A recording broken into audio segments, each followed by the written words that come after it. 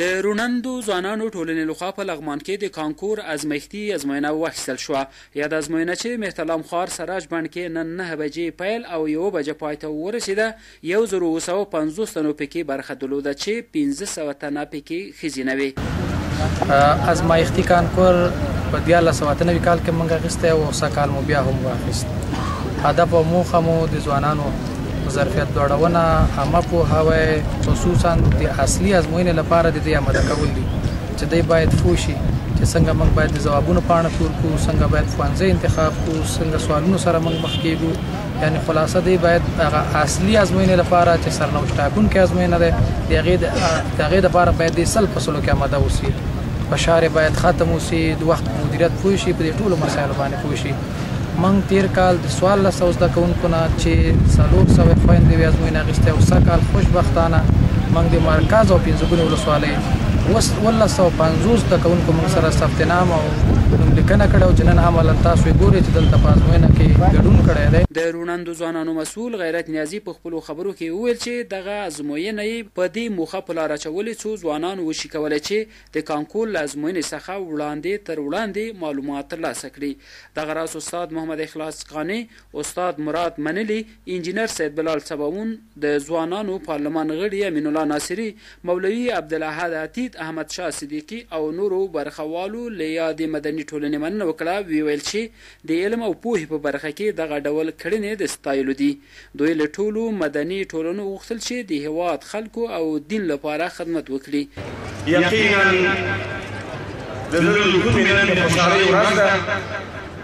زه د ځان لخوا اصالتا او د اصلاح خصوصي مکاتبو لخوا وکالتا د جناب ورور غیرت نیازي او د دوی د روڼندې مدني ټولنې له ټولو استازو غړو ګډونوالو نه مننه کوم چې یو ستر پروګرام یې په لاره اچولی.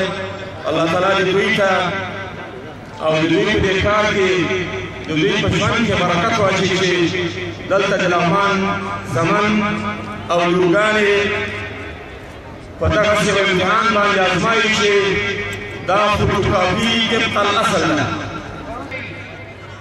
نن د روڼندو ځوانانو کم حرکت چې په لاره اچولی دا یو ستر او نه هېرېدونکی حرکت ده. په لغمان کې واقعیت چې د علم او تجربې کور دی.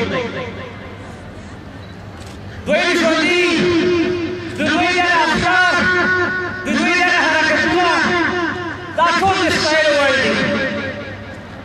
وایي یو ژوند کې ده، لغمان سره ژمنتیا لري، لغمان سره مینه لري.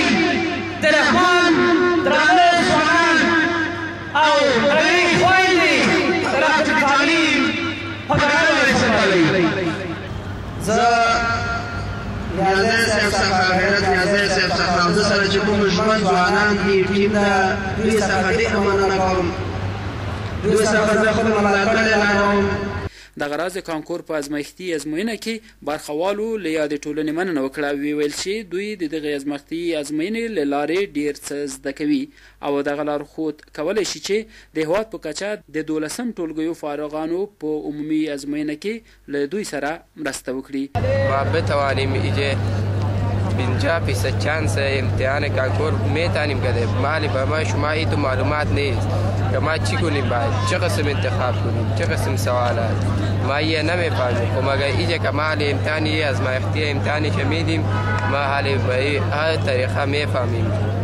دا خو موږ سره ډېر مرسته کوي. د دې لپاره کله چې موږ دلته امتحان ورکوو دا موږ سره 50% مرسته کوي تر څو موږ په اصلي کانکور کې پر مخ ته لاړ شو او ښه انتخابونه ولرو، لیکلیګان سره اشنا شو، سوالونو سره اشنا شو. ما اینجا به خاطر کانکور ازمایشی جمع شدیم که تجربه حاصل کنیم که چی کمبودی داریم، چی مشکلات داریم در کدام بخش، در بخش السانه جیولوژی، در بخش السانه طبیعی علوم، ریاضی. دوام مشکلات ما را فهم شو و دیگه تشکر میکنیم از روڼندو ځوانان که قسم یک مرحله به ما سهولت فراهم کرده. وروسته ازموینه پیل شوه چې 4 ساعته دوام وکړ.